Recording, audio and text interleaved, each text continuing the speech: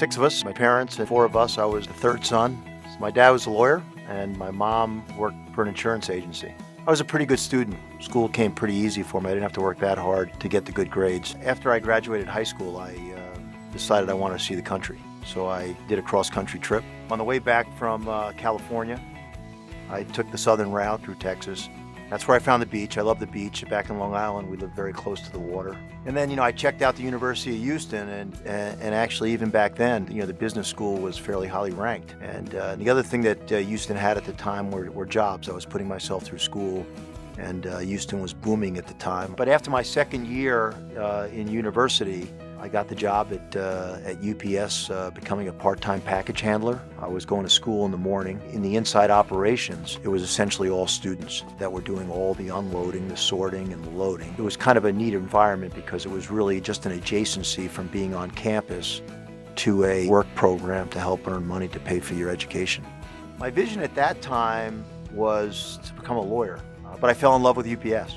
I fell in love with the company and the job, and I began to move up through the ranks in the operations. I've been at UPS now almost 37 years.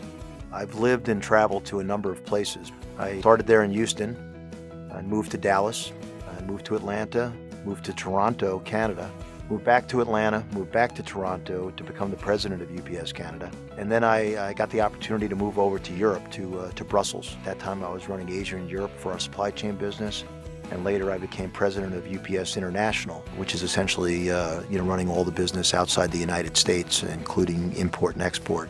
UPS had wanted me to graduate before I went full-time. I had one course left to get that degree, and I needed a science. That class is where I met my wife. My wife Jackie was also a student at University of Houston. She's got her degree in psychology, and she is in the class, and as they say, the rest is history.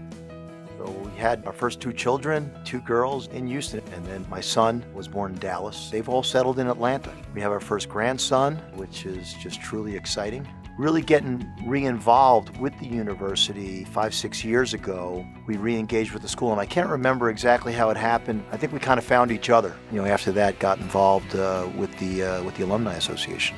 The university was really a start for me, and I wasn't sure what I was going to do, what I wanted to be, and when I think about it, those years that I spent on that campus earning my degree and all that grew from there, this 37-year career and all the opportunities I've had there, my wife, my family, it's a real honor. I feel like I'm representing all sorts of people that have great stories that have graduated or went to the University of Houston.